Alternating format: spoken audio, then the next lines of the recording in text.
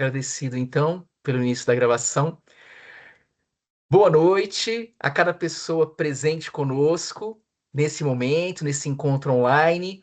E também aproveitamos deixar aí boas noites também para as pessoas que terão oportunidade de assistir a gravação desse encontro, desse evento, em alguma outra oportunidade.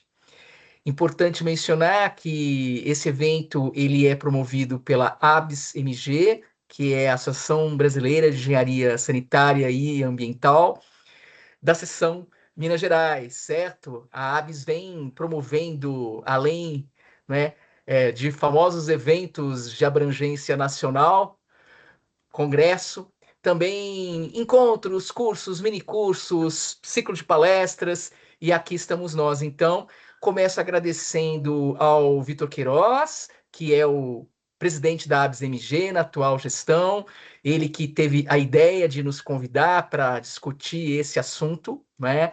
Então, a questão do ESG, certo?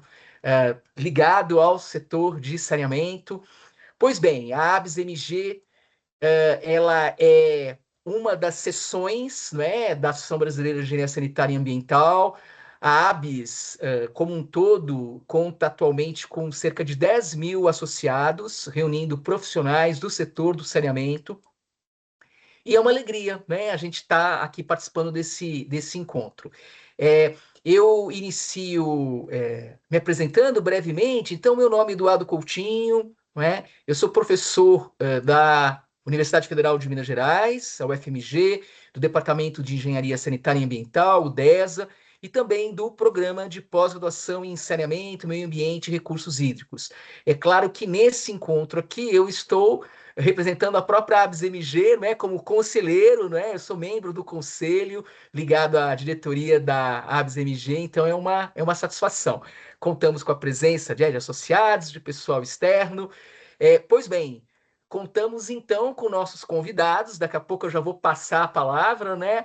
Aron Belink, um profissional do setor de sustentabilidade, da área de sustentabilidade, responsabilidade socioambiental de longa data, não é? E depois Aron vai poder também fazer a sua própria auto-apresentação. Ele vai justamente nos trazer uma ampla contextualização sobre o tema ESG, né? E na sequência eu vou passar a palavra, depois da fala do Aron, para o Francis, né? Então, Francis, um profissional do setor de saneamento, que atua no setor de saneamento, né? Então, aí sim, Francis vai dar aí um foco no próprio setor, né? É importante comentar que o Aron desenvolveu uma tese de doutorado, né, na área de sustentabilidade envolvendo ESG, e o Francis desenvolveu uma dissertação de mestrado, né, que defendeu recentemente, né, Francis, há poucos meses, justamente do eixo ambiental do ESG no setor de saneamento, né? Tá claro, as prestadoras de serviço de saneamento do Brasil. Dito isso, teremos, portanto, né, três partes, né? A primeira, a explanação do Aron, na sequência do Francis, né? E a terceira parte, igualmente importante, será a interação do público conosco, tá? Então, aberto a perguntas, contribuições, comentários, né, para que a gente possa dialogar sobre o assunto. Dito isso, a gente passa a palavra para o Aron, novamente agradecendo, né, Aron, a sua disponibilidade, a sua generosidade de estar aqui conosco, sabendo da tua agenda tão carregada que é de compromissos. É isso. A palavra está com você. Imagine. Muito obrigado. Uma boa noite para todo mundo. É um prazer estar conversando com vocês. Eu realmente acho que sempre tem uma oportunidade da gente discutir esse conceito, disseminar as questões que estão envolvendo essa agenda grande, né, da sustentabilidade, chamada eventualmente de ESG também. Acho que é interessante a gente discutir isso e acho sempre uma ótima oportunidade. Como o Edu comentou, nós nos conhecemos já há muitos anos trabalhando nisso. Eu tenho aí algumas décadas envolvido nessa agenda, mas profissionalmente também na própria FGV, trabalhando como pesquisador no GVCS, estive envolvido na construção da ISO 26000, né, que é a norma internacional de responsabilidade social, que também tem a ver com essa mesma agenda. Então, é sempre um prazer, eu agradeço a presença de vocês e por me receber, né, ter essa oportunidade de conversar. Eu tenho aqui, como o Edu comentou, um pano de fundo, né? A minha ideia é trazer não um recorte específico sobre o saneamento, mas dar esse pano de fundo do que é, afinal de contas, essa discussão de ESG, sustentabilidade, onde nós estamos, né, dando essa, vamos dizer assim, essa base para então o Francis poder se aprofundar um pouco mais. Eu tenho alguns slides sobre isso, mas assim, realmente a qualquer momento, se alguém tiver algum comentário, alguma dúvida, por favor, é só levantar a mão ou abrir o microfone e já colocar. Eu vou compartilhar aqui a minha tela, então. Onde ela está aqui? Ops, aqui. O... Onde está Tela aqui? compartilhada, Aron. Sim, sim, sim. E agora, com a apresentação dos slides Modo também. apresentação. Perfeito. Muito bem. Então, vamos seguindo aqui. É, Onde é o nosso ponto, né? Como eu comentei, eu tenho ali atualmente estou trabalhando como consultor na ABC Associados, tenho essa base, né, do doutorado, mestrado na FGV, trabalhando nesse campo. Um trabalho principal que eu tenho desenvolvido já desde 2013, 14, é a coordenação do ISE, né, B3, do Índice de Sustentabilidade Empresarial da B3, o processo de seleção das empresas para uma carteira focada, né, na diferenciação de sustentabilidade das empresas, numa ponderação por critério de sustentabilidade. Então, eu estou bastante envolvido nessa pauta ampla do conceito de sustentabilidade empresarial e que é o meu foco já há muito tempo. E a ABC, minha consultoria, trabalha nisso em indicadores e também em apoio a empresas e a construção de novas métricas. A gente tem uma atuação bastante variada, no campo sempre da sustentabilidade empresarial e da estratégia. Hoje também trabalhando muito próximo da N Impacto, que é um conceito associado à estratégia de economia de impacto, estratégia nacional de economia de impacto, que é vamos dizer assim, uma derivação da ideia da sustentabilidade no sentido da contribuição das empresas, dos negócios para a geração de melhores contribuições para o avanço no desenvolvimento sustentável. Então, alguém querendo conversar sobre isso, eu vou estar sempre à disposição. E aqui é um pouco falando de muitas décadas, né? O pessoal brinca sobre o ambientalista de carteirinha e tal. Então, aqui está a minha carteirinha e aqui estou eu, né? Há 50 anos atrás, um pouco mais até, 73 essa carteirinha. E eu trago não só pela brincadeira e pelo realmente o histórico aí de muito tempo nisso, mas porque nessa ocasião, essa carteirinha meu pai tinha um amigo nos Estados Unidos que soube que a gente ia para o interior, conhecer o Rio Araguaia, fazer pescarias, e aí foi um momento para mim muito importante de começar um contato maior com a natureza brasileira e com a população, né? Nessa época aí Rio Araguaia era um sertão mesmo, né? E foi muito interessante de conhecer, mas o ponto que eu trago aqui é o que está no verso da carteirinha, que é essa declaração, esse credo, né? Então, esse compromisso. E aqui diz o seguinte, né? Eu me comprometo como um ser humano responsável a assumir a minha parte nos cuidados do homem em relação aos nossos recursos naturais. Eu vou usar a minha parte com gratidão, sem ganância nem desperdício. Eu vou respeitar os direitos dos outros e me comportar conforme a lei. Eu vou apoiar a gestão sustentável dos recursos que nós usamos, a restauração dos recursos que nós utilizamos e a guarda segura de recursos significativos para a posteridade. Eu nunca vou me esquecer que a vida e a beleza, a prosperidade, o progresso, a riqueza e o progresso dependem de quão sabiamente o homem usa esses dons. O solo, a água, o ar, os minerais, a fauna e a flora e a fauna. Esse é o meu compromisso. E eu trago isso, primeiro, para a gente ver como isso é totalmente atual. Né? É exatamente essa base que acho que move todo mundo que está discutindo sustentabilidade, mas também eu trago para problematizar uma questão que é o seguinte: se isso é tão óbvio, e se todo mundo, obviamente, vai concordar com isso que está aqui, né? Dificilmente alguém discordaria de algum item desses, por que é tão difícil a gente praticar a sustentabilidade? Por que é tão difícil que no dia a dia isso de fato se coloque na prática? E eu acho que a resposta para essa dificuldade ela tem a ver, do ponto de vista dos indivíduos, com as necessidades cotidianas, com a sociedade de consumo, com os estímulos que nós estamos sujeitos.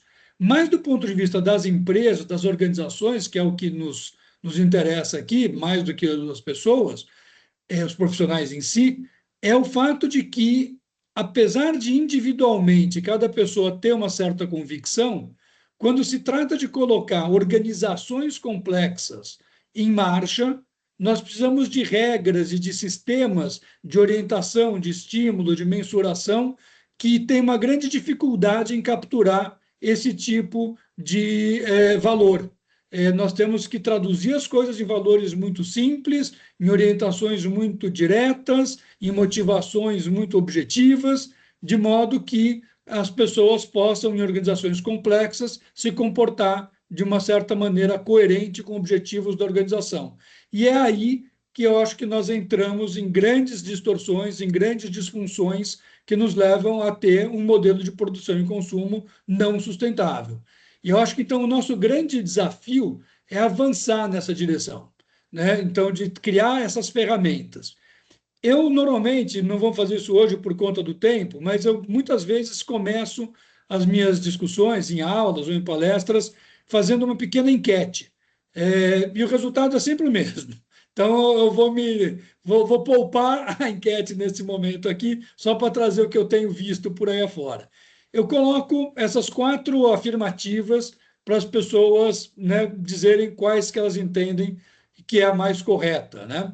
Então, ESG é mais completo que sustentabilidade, porque trata também de questões sociais e governança.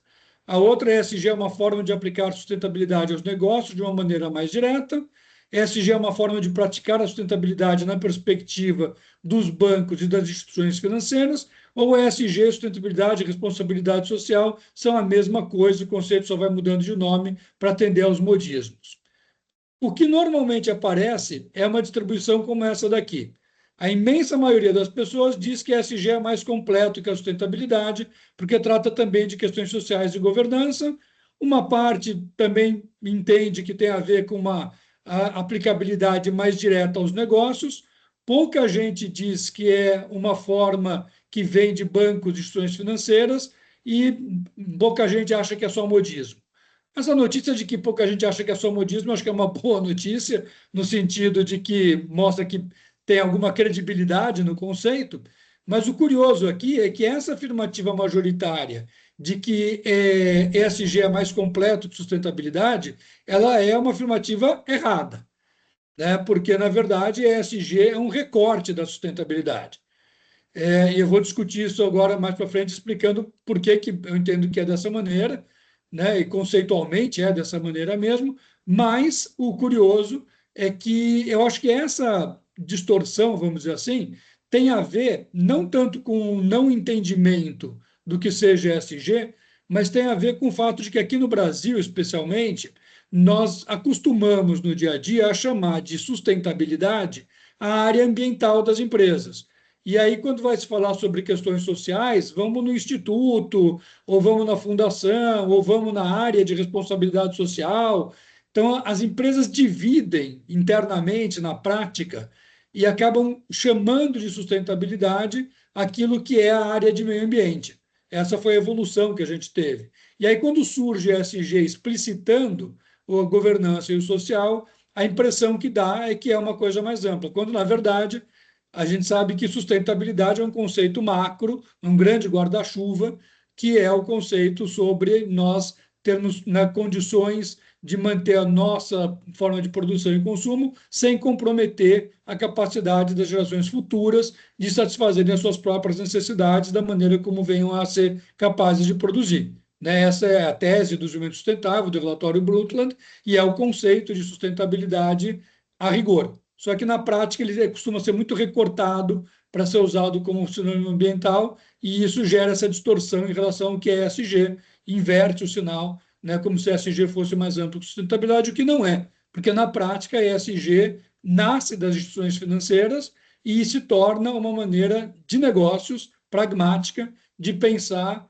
uma parte da sustentabilidade, que é a parte que tem a ver com os negócios. Acho que é importante sempre frisar isso, né? Então, o conceito de sustentabilidade, ele tradicionalmente, até hoje, muita gente, quando fala nisso, fala no tripé do desenvolvimento sustentável, né, que é o tripé econômico, ambiental e social, né, como sendo. Esse é um conceito que vem lá dos anos 70, quando começam as discussões, né, Estocolmo, começam as discussões da ONU sobre sustentabilidade. E depois o conceito em si de desenvolvimento sustentável nos anos 80 ainda fala muito nesse tripé. Quando foi lá pelos anos 90, época de Rio 92, Eco 92, se começa a usar a expressão sustentabilidade, mais do que só desenvolvimento sustentável, e vendo isso como uma intersecção, na verdade, não como três pilares apartados, né? Se discutindo que, na verdade, o que nós queremos é um modo de produção e consumo que ele seja, ao mesmo tempo, né, socialmente justo, economicamente viável e ambientalmente sustentável. Ambientalmente permanente, né, sustentável, que tenha a sua continuidade. Então, nessa combinação dos três fatores, é que se coloca ali a ideia da sustentabilidade, e daqui nasce, por exemplo, a ideia de triple bottom line, né, que a empresa ser avaliada conjuntamente por esses três aspectos, né, e isso é bastante robusto. Mais recentemente, em épocas de Rio+20, né, falando de 2012, 2015, surge uma outra forma de enxergar essas componentes, que é a forma do donut, né, essa figurinha aqui, que mostra, e acho que é uma maneira muito feliz de colocar as coisas, ela traz também o ambiental, social e econômico, mas no sentido de entender que a parte externa dessa figura, que é, vamos dizer assim, deixa eu pegar aqui um apontador aqui, a parte externa dessa figura, que são os limites planetários ambientais, ela estabelece um teto para o impacto que a humanidade pode causar sobre o ambiente, no nível global ou regional, que seja, ou local, e ela também estabelece aqui um piso social, ou seja, determinados aspectos que têm que ser atendidos para todas as pessoas, se nós estamos falando de uma sociedade segura, viável, ao longo prazo, e que não esteja deixando um monte de gente em situações inadmissíveis. E a economia fica entre esses dois. A economia, então, ela estaria, né, o lado econômico, na capacidade de satisfazer necessidades, de utilizar recursos, sem extrapolar o teto social e sem deixar ninguém abaixo do piso social. O detalhe de que tanto o teto ambiental quanto o piso social têm métricas associadas a eles, e eles podem ser avaliados e podem ser medidos. Então, aqui nessa ideia do donut está a capacidade de tentar gerenciar e parametrizar a atividade econômica entre esses dois limites, né? Então, essa é uma visão bem mais integrada das coisas, e eu gosto de trazer assim, uma analogia culinária aqui, entendendo que essa é uma evolução muito importante, né? Ou seja, uma coisa é você juntar os ingredientes, uma outra coisa é você misturar os ingredientes, mas uma coisa completamente diferente é você realmente transformar esses ingredientes numa outra coisa, integrando, né, de uma maneira que você não volta mais atrás, você nem consegue diferenciar uma coisa da outra, porque elas estão juntas, né, e moldadas. Então, acho que o donut traz uma ideia de indissociabilidade, de mistura muito importante, né, que essa é mais a nossa realidade. Sobre o donut, né, eu não vou me aprofundar aqui, mas existe bastante material na internet, é bem interessante. Existe um livro traduzido já em português sobre a economia donut. A Kate Howard é autora desse conceito lá em 2012. Na época da Rio+20, eu até fiz um vídeo falando sobre isso, brincando aí, chamando o donut da rosquinha, e vamos seguindo, né? Esse vídeo está disponível, quem quiser acompanhar, acho que é uma fonte interessante para se seguir à frente. Mas voltando então agora à questão nossa da sustentabilidade no nível planetário, né? A ONU trabalha o planejamento pensando no desenvolvimento humano, né, do planeta em alguns grandes blocos, né? Então aqui eles estão representados pelas cores, né, vendo ali o norte, né, o que a gente também chama de norte global, que acaba trazendo também ali a Austrália, Nova Zelândia, né, fariam parte se a gente fosse juntar tudo isso, e o sul global subdividido em algumas regiões aí, América Latina, África, Oriente Médio e Norte da África, a Ásia, né, dividida ali no oriental e central. Essa divisão ela é usada, por exemplo, numa comparação que acho que é bem interessante para nós podermos trabalhar, que é esse gráfico que junta, né, inclusive o IDH, que é o eixo horizontal aqui desse gráfico, estava nas manchetes ontem, né, que o Brasil agora está com o IDH acima de 0,8, então passou aqui para a faixa de muito elevado, né, que é essa segunda barrinha vertical aqui, a barreira do 0,8. O Brasil estava aqui entre o 0,7 e o 0,8, agora está ali na beirinha do 0,8 para mais. Então, esse gráfico ele tem na horizontal o IDH, nosso velho conhecido, e ele tem na barra vertical a pegada ecológica, que é uma métrica é, comparável entre diferentes unidades e regiões e escalas. Então, é uma métrica que permite a gente avaliar o tamanho do impacto que um determinado modo de produção e consumo e uma população desse modo de produção e consumo, ou um país, tem sobre os recursos naturais. Então, esse gráfico que combina, né, na horizontal pegar o IDH e na vertical a pegada ecológica, ele nos mostra que o lugar ideal, onde todo mundo gostaria de estar, é nessa parte aqui embaixo, onde eu tenho um IDH de alto a muito alto e eu tenho uma pegada ecológica dentro da biocapacidade, que é a medida de divisão do total de capacidade de suporte do planeta pela capacidade, pela quantidade de recursos que é demandado. Então, essa biocapacidade, essa linha tracejada aqui, o gráfico mais recente que eu localizei é esse de 2014. Então, veja que muito poucos países estão nessa área desejável. Mas o que é interessante de ver aqui, e olhando as cores, por isso que eu mostrei o gráfico anterior, é que as cores que estão aqui do lado esquerdo e mais baixa são os países do sul global, os países que são mais pobres e que têm uma pegada ecológica mais baixa, mas de compensação têm um IDH mais baixo. E do outro lado, nós temos aqui os países do norte e, eventualmente, do Oriente Médio. Os laranjinhas aqui são ali da parte rica do Oriente Médio, os Emirados, por aí vai, que eles têm um IDH muito alto, mas tem uma pegada ecológica muito alta também. Né? Esse aqui acho que é Dubai, aqui em cima, extrapolando tudo. E veja que o que isso nos coloca é a ideia de que a agenda da sustentabilidade é uma agenda que ela nos leva todos para o mesmo lugar, que é um bom nível de IDH com uma biocapacidade que o planeta aguente, porém, nós temos trajetórias diferentes que têm que ser seguidas por diferentes países e estratos sociais. A gente poderia pensar nesse gráfico também pensando em estratos sociais aqui dentro do Brasil, por exemplo. Né? Então, a gente sabe que tem gente que precisa melhorar a sua qualidade de vida, o seu IDH, sem extrapolar a pegada ecológica. E tem gente que precisa diminuir a sua pegada ecológica sem perder qualidade de vida. Então, essa combinação explica que nós não precisamos simplesmente almejar ficarmos iguais aos países do norte. Nós precisamos almejar dar um passo à frente para estarmos com boa qualidade de vida sem aumentar a pegada ecológica. Então, são agendas que os países precisam perseguir de uma maneira diferente que nos permitem, pensando na perspectiva do Sul, de darmos um pulo. A gente não precisa passar pelo estágio de alto IDH, alta pegada, para então depois reduzir. Vamos cortar o caminho e vamos chegar direto na alto IDH, baixa pegada, que é onde a gente precisa isso. Coloca uma agenda. Também é interessante ver que essa agenda, ela, ao longo do tempo, né, a gente está numa época agora em que às vezes é difícil ser otimista, vendo o que acontece pelo mundo, né, mas a esperança sempre segue, independente das razões para o otimismo ou não. Mas é interessante ver aqui que esse mesmo gráfico, né, agora em que as bolhas representam o tamanho da população, e a bolha grande aqui é a população mundial, as outras grandonas são China, Índia, né, países de grande população. Notem que essa massa aqui, ela se desloca para a direita e para baixo, ao longo aqui desse período de 25 anos, de 1990 a 2014.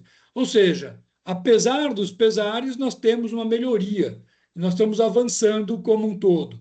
Continuam tendo desafios, continuam sendo trajetórias diferentes, mas tem uma melhoria. Isso é uma boa notícia e é importante levar isso em conta. E a maneira que isso tem conduzido, né, tem sido conduzido, tem como um grande eixo a Agenda 2030, traduzida, né, resumida nos ODS, os Objetivos do Desenvolvimento Sustentável, né, que todo mundo conhece, estão para lá de disseminados, mas eu acho que tem um ponto importante, que quando a gente vê os ODS colocados dessa forma, fica aquela impressão de que isso é uma cartelinha de bingo, né, em que a gente vai colocar um feijãozinho em cada uma, e que, tudo bem, estão todos na mesma cartela, mas cada coisa é uma coisa. Quando, na verdade, se a gente lê o que está na Agenda 2030, nós vamos ver que está dito no primeiro parágrafo, né, que os ODS, que representam a síntese dessa agenda, eles são indissociáveis e interdependentes. Né? Então, não dá para a gente pensar na melhoria em um ODS em detrimento dos outros. Nós temos que pensar neles em conjunto. E isso é um desafio muito grande. Então, como é que eu melhoro a alimentação sem estressar o uso de água? Como é que eu melhoro a produtividade sem estressar as condições de trabalho, a saúde mental, e por aí vai. Então, uma maneira que eu acho que mais interessante de enxergar os ODS é essa que coloca os ODS organizados, os mesmos 17, de uma forma mais, vamos dizer assim, próxima da realidade. Onde a gente tem alguns ODS, 4 deles, que têm a ver com a biosfera, que são os ODS sobre a fauna, a flora, a água, a mudança do clima, né? E o saneamento está aqui, né? É um dos ODS que tem a ver com essa condição de saúde e de acesso à água para todo mundo. Né?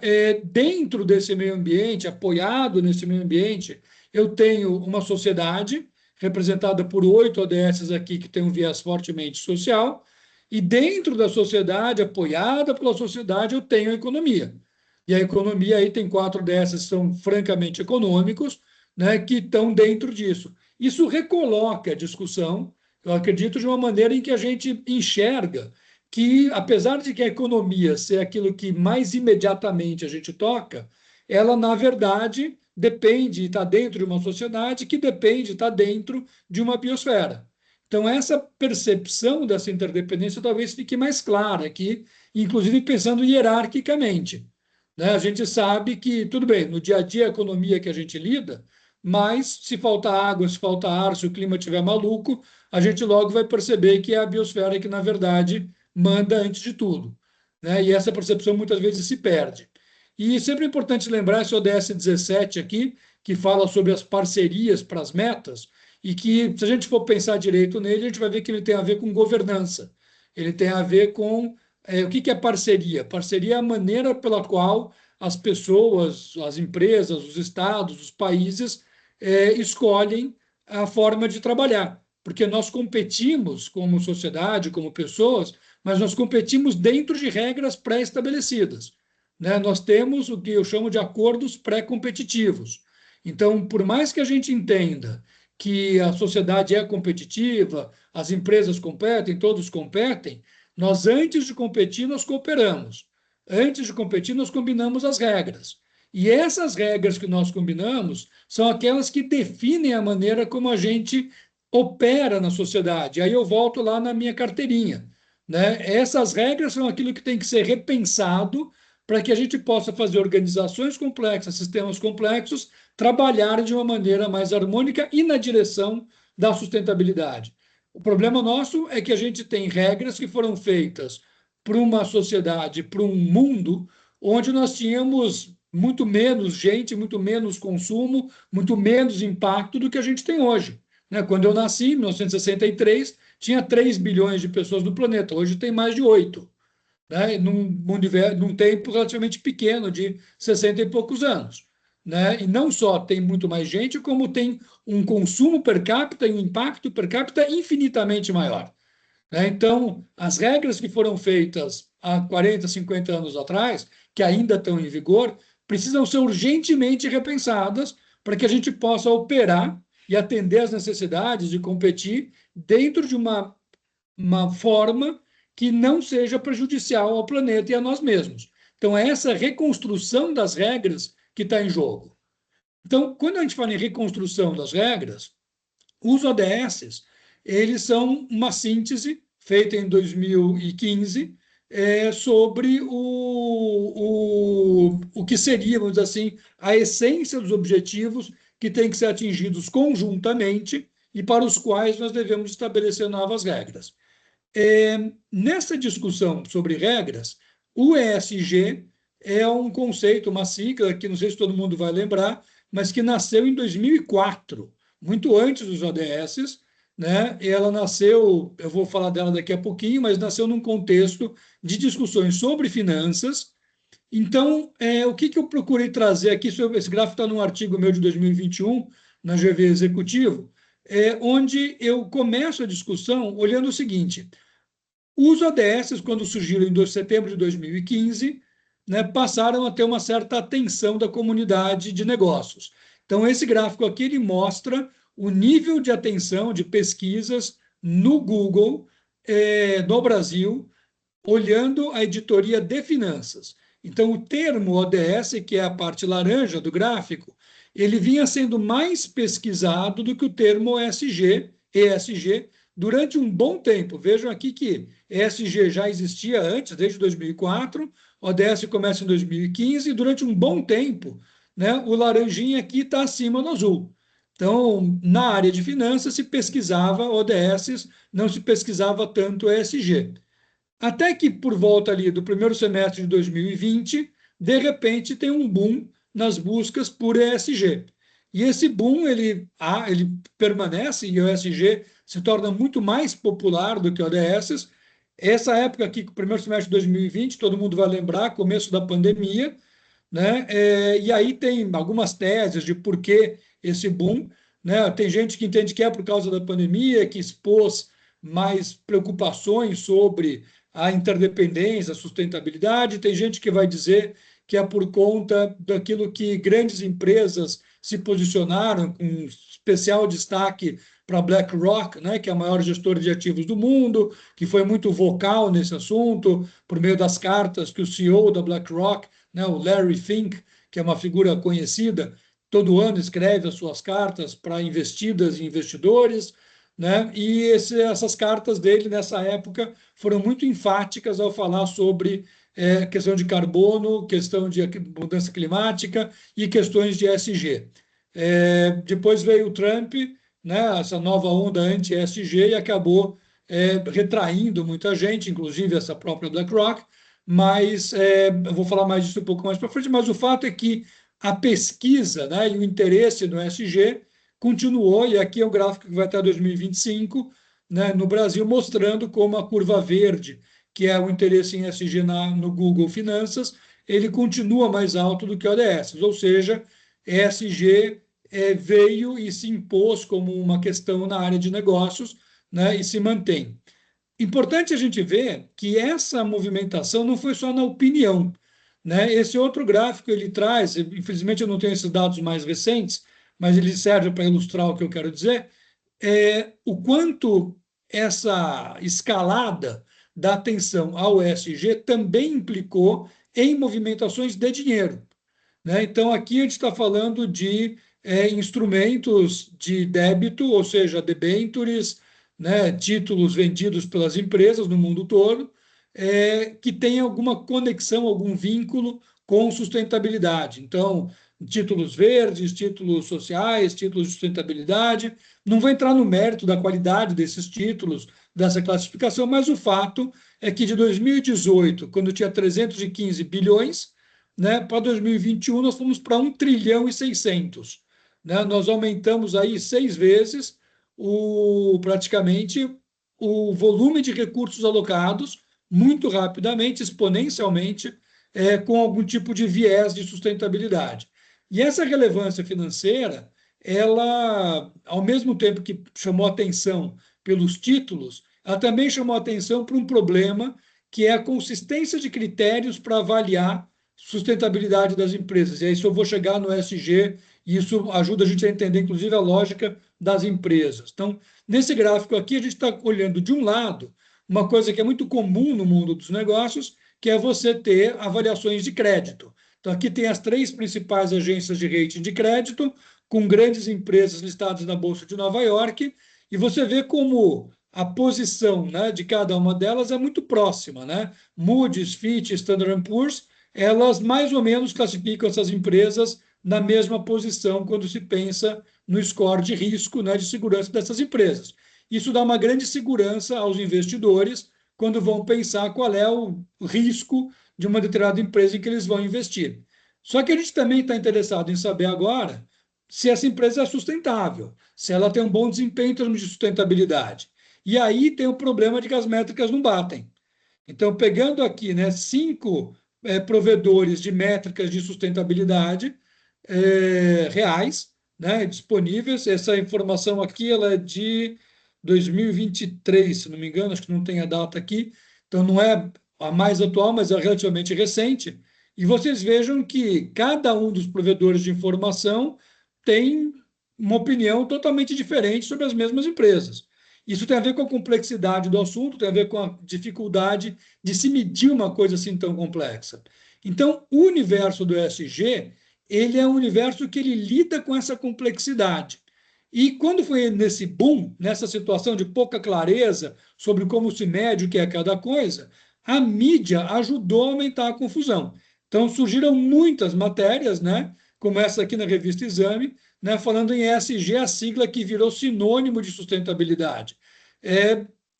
Pode até ter virado no coloquial, mas não é a mesma coisa, né? E essa confusão ela vai, né, no nível de, por exemplo, hipersimplificações, ou até para dizer uma empresa ser ESG, né? O que é ser ESG? ESG é aspectos ambientais, sociais de governança, né? Não dá para você ser isso, né?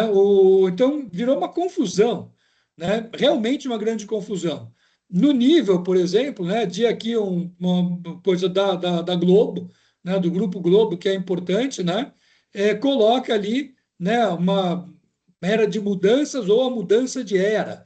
Né? Então, agora a gente saiu da era da ecologia e da sustentabilidade e mudamos para a era do ESG, que é assim, né, o retrato do equívoco, né? Assim, dizendo por todas as letras aquilo que eu no começo falei que obviamente está errado, né? Então, assim, isso gerou uma grande confusão, uma enorme confusão, né? E essa confusão, voltando agora ao nascimento do ESG lá em 2004, né? Essa aqui é meio que a certidão de nascimento da sigla ESG.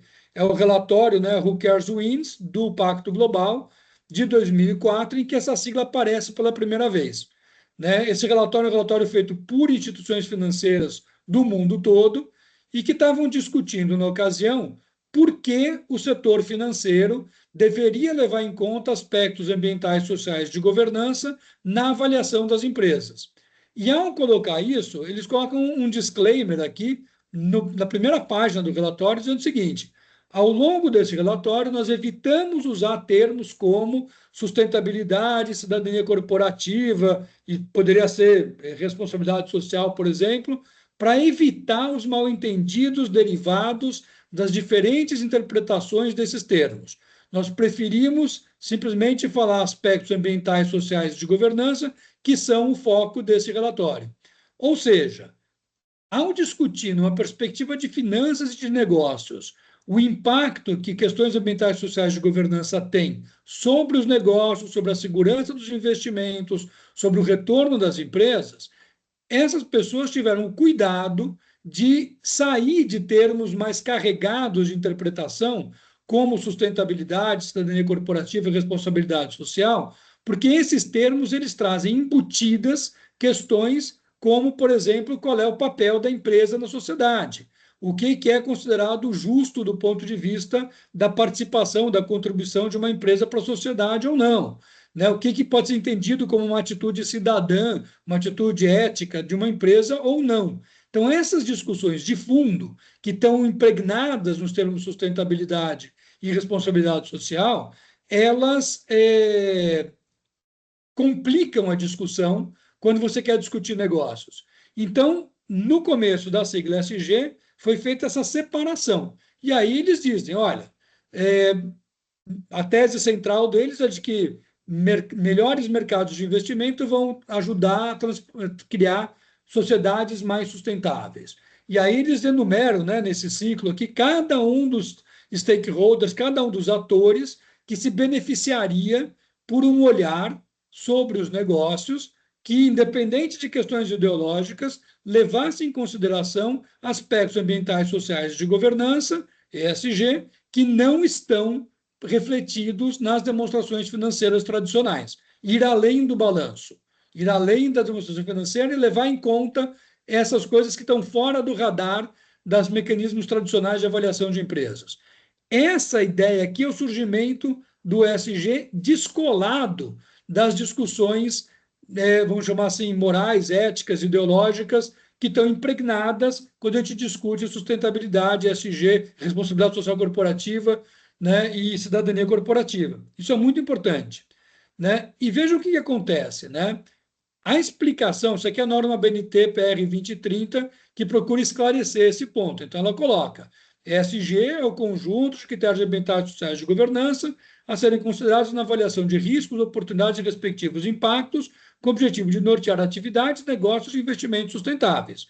Sustentabilidade e ESG são termos frequentemente usados de forma intercambiável e, embora apontam para a mesma direção, não são sinônimos. E aí discutem mais sobre isso, falando em materialidade, aspectos importantes que eu vou falar um pouco mais para frente.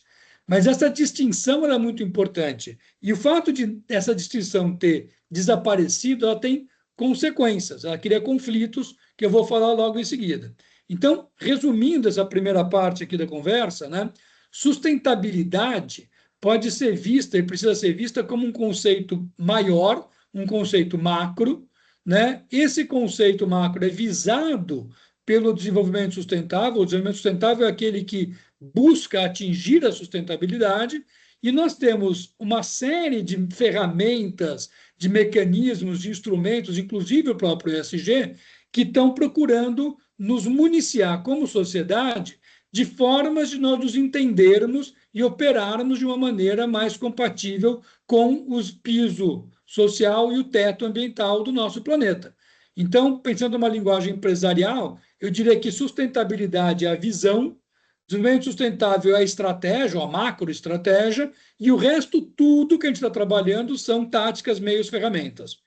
Acho que é muito importante ter essa clareza, né? Até para a gente não se perder no meio de tanto nome, de tanta coisa, achando que cada hora muda, afinal de contas, o que é isso? Sustentabilidade continua sendo a mesma coisa desde os anos 70. Desenvolvimento sustentável também, nada disso mudou.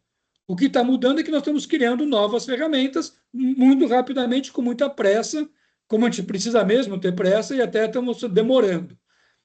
Isso cria, né? Esse movimento cria uma coisa que gera alta ansiedade nas empresas, que é uma quantidade de diferentes atores, né? E diferentes tipos de serviços e métricas que estão nesse mundo. Então, nessa publicação aqui de 2021, isso aqui certamente hoje está mais carregado ainda, né? Você tem a empresa ali no meio, né? A Good Company Limitada, que quer ser avaliada, e ela está envolta, né, por diferentes estándares de reporte, né? Então, GRI, agora a gente tem a IFRS, que aqui no Brasil está valendo, tinha várias outras, agora teve uma consolidação nesse campo dos estandes, e várias outras ferramentas, né? Gestores de dados, provedores de dados, referenciais de sustentabilidade, agência de rating, consultoria, tem de tudo. Né? Então, esse sistema, ele de fato gera ruído, gera tensão, e é um desafio para a empresa se localizar no meio disso tudo. Então, procurando trazer um pouco mais de clareza, né, para esse tipo de universo, eu acho que uma das coisas importantes que está nesse meu artigo aqui de 2021, aquele que eu citei do gráfico, né, nele eu procuro fazer uma distinção bastante objetiva entre ESG, que eu chamo de básico, né, que é o ESG original, o ESG raiz, não o ESG contaminado e confundido com sustentabilidade, né? E aqui, essencialmente, o que eu estou argumentando, né, é que tem duas semelhanças importantes, que eles estão os dois dentro da mesma macroestratégia, que é o desenvolvimento sustentável, e eles estão falando dos mesmos temas, que são as questões ambientais, sociais e de governança. Só que tem grandes diferenças do ponto de vista de qual é o resultado esperado, qual é o foco, qual é o tipo de priorização que é dada, como é que a governança corporativa encara cada uma das empresas dentro dessas diferentes óticas, quais são as métricas utilizadas e qual é o nível de ambição. Né? E, em resumo, o que eu digo aqui é o seguinte: todas essas diferenças, quando eu falo em ESG, elas estão pensadas ao nível da empresa e dos seus investidores, pragmaticamente pensando naquilo que afeta os interesses da empresa e dos seus investidores. Isso é ESG. Quando eu penso em Agenda 2030, eu estou pensando no interesse da sociedade, eu estou pensando no avanço do conjunto da sociedade e com outra escala, com outro senso de urgência, com outra referência. Então, acho que é muito importante colocar isso com clareza. Essa questão, né, do pragmatismo, né, mercantil do ESG original versus essa confusão em que ESG e sustentabilidade viram a mesma coisa, de uma certa maneira, né, muita gente usando esse argumento, né, não é possível haver negócios prósperos, duradouros em sociedades colapsadas. A gente já ouviu isso, e isso é verdade, mas isso não faz com que tudo aquilo que é ruim para o planeta seja entendido como ruim para a empresa. Né? É o dilema da minha carteirinha lá do começo. Na prática, no dia a dia, a gente tem um monte de métricas e um monte de resultados de curto prazo que fazem com que as empresas operem com horizontes mais estreitos e mais curtos, olhando os negócios. Então, assim, quando a gente mistura ESG com sustentabilidade, como se fosse a mesma coisa, a gente faz com que esse pragmatismo, né, ampliado, que quando você chama de ESG, que seria pragmático, uma coisa que, na verdade, está falando de bandeiras éticas, a gente cria uma tremenda confusão que leva exatamente a essa bandeira anti-ESG. O ESG passou a ser combatido não pela sua questão original, de ser uma visão ampliada e inteligente de negócios, mas porque ele foi confundido com uma discussão ideológica onde a sociedade nossa está polarizada e eu tenho críticas que às vezes não são para você ter uma visão melhor sobre negócios, são críticas sobre valores, sobre agendas políticas, sobre modelos econômicos mais ou menos liberais, que com mais ou menos presença do Estado, que acabam gerando a polêmica e que levaram o ESG a ser combatido, não porque ele é, na essência, que é uma visão pragmática, mas por aquilo que ele se tornou, que é um sinônimo indevido de sustentabilidade, que é ruim para os dois. Então, essa confusão acabou estragando ou gerando problema para os dois temas. Isso aqui está num outro artigo meu, né, também da GV Executivo, mais recente, né, tem o link para ele mais para frente, em que eu discuto, né, a evolução, né, vamos dizer assim, das perspectivas mais ou menos pragmáticas de alocação do capital, de alocação do dinheiro. Então, nesse diagrama aqui, a gente vai de uma alocação de dinheiro puramente voltada por critérios de valores morais e que vão, de uma certa maneira, definir a alocação do dinheiro por uma questão filantrópica. E no outro extremo, aqui na direita, eu tenho um investimento tradicional em que eu não estou preocupado com aspectos morais, estou preocupado com o retorno. Né? Então, assim, é uma visão que ela iria do lado mais à esquerda aqui, pensando numa empresa cidadã, que ela está querendo contribuir para a sociedade, né? Por uma coisa no meio do caminho, que é essa ideia de se dar bem fazendo bem, que é um pouco uma visão, vamos dizer assim, de unir os interesses dos negócios aos interesses da sociedade, que vai bem perto dessa ideia de impacto, investimento de impacto, coisas assim, até uma visão mais lá para a direita, que é a visão Milton Friedman, né? O negócio dos negócios são os negócios, a empresa tem que dar lucro, cumprir a lei, o resto é problema individual de cada um e do governo. Né? A empresa não tem que ter valores, a empresa não tem que ter envolvimento com pautas sociais, ela tem simplesmente que pagar seus impostos e cumprir a lei, e feito isso, está resolvido o assunto, distribui os lucros, e aí cada um faz o que acha certo com o seu dinheiro dentro dos seus valores morais. Essa discussão parece meio crua, mas a gente tem isso até hoje acontecendo em todo lugar. Né? Essas visões aqui, elas convivem. E exatamente porque elas convivem, né? E elas estão imersas nessa discussão assim sobre se o investimento ele tem que ser só uma questão de risco-retorno ou se ele também tem que ver a ver com uma terceira dimensão, que é a dimensão do impacto. Né? Ao olhar uma empresa, elas podem parecer iguais, se eu penso no risco e retorno do meu investimento, mas, na verdade, se eu pensar no impacto que elas têm sobre a sociedade, uma empresa pode ser muito melhor do que a outra, né, nessa visão tridimensional. Só que as ferramentas para essa visão tridimensional ainda são muito precárias. Então, nesse contexto, né, com essa precariedade de ferramentas que a gente tem, é que as empresas se confrontam com dilemas muito práticos, né, no seu dia a dia. Então, nesse artigo eu trago ali 5 dilemas práticos, né, 5 não, 6, desculpa, que as empresas eventualmente se confrontam, né? Então, pegando esse primeiro ali, né, as inundações numa região do país, lembrando aqui do sul do Brasil, né, a empresa não opera lá, mas o CEO está avaliando a possibilidade da empresa realizar doações, né, para essas vítimas. Isso deve ou não deve ser feito com o dinheiro da empresa? Né? Ou uma outra questão ali, a empresa cria um instituto para um programa de voluntariado para saúde pré-natal, proteção à infância, nos municípios da região em que ela opera. Né? Ela deve ou não deve fazer isso? Isso é serviço do governo ou não é serviço do governo?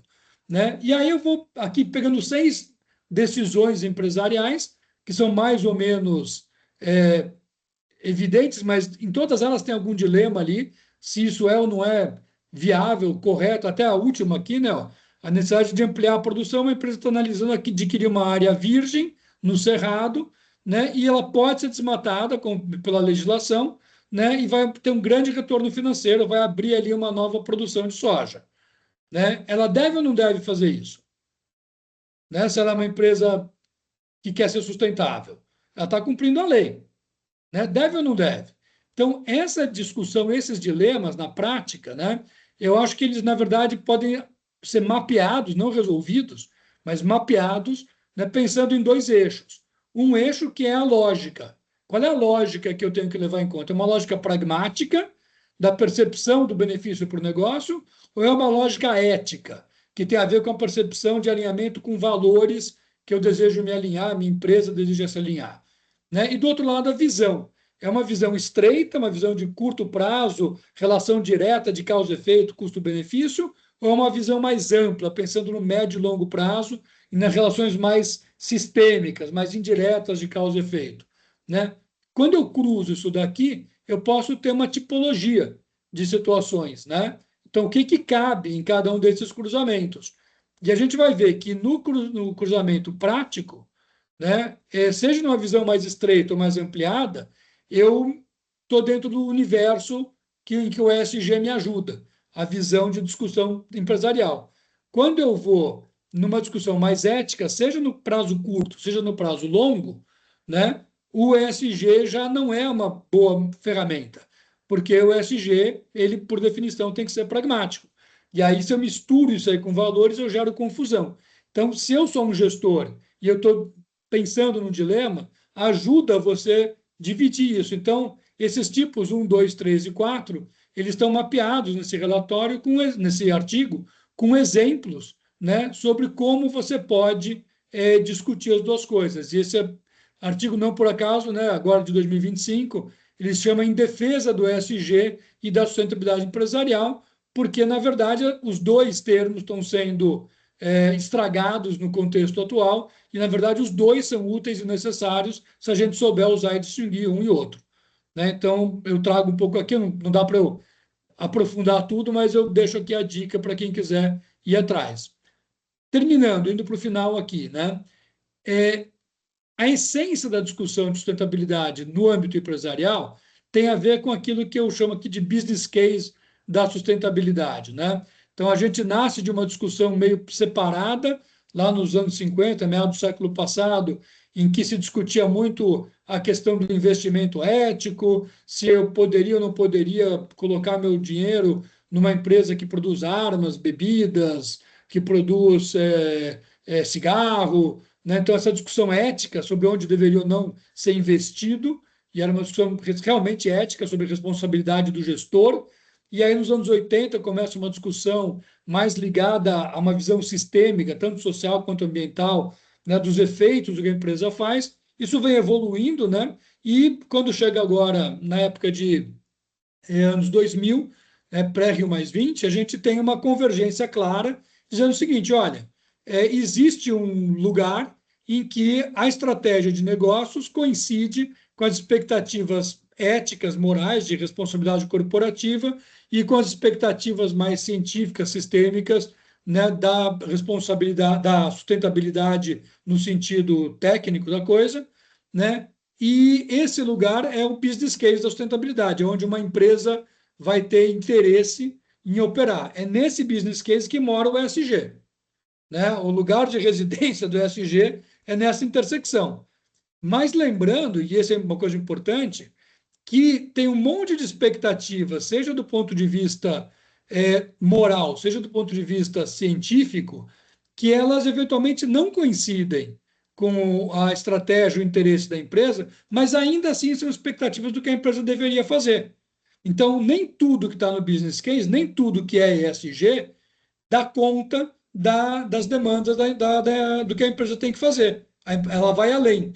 E aqui nesse outro gráfico, esse aqui eu trouxe da minha tese, ele é um gráfico mais chatinho, mas o que eu estou mostrando aqui? As duas esferas, a esfera moral da responsabilidade e a esfera mais científica, né, chamada sustentabilidade, né? E o tracejado é a estratégia de negócio. Então veja que uma estratégia de negócio estreitinha, a empresa só quer saber do dinheiro no caixa, né? Ainda assim ela vai encontrar uma convergência com aspectos morais, aspectos mais científicos, por exemplo, apagar a luz, não desperdiçar água, reaproveitar os resíduos, não deixar que você tenha uma situação crítica de necessidades sociais no entorno da sua empresa. Né? Isso tudo aqui, por mais estreito que seja a visão, a gente vai ter uma intersecção com o interesse do negócio.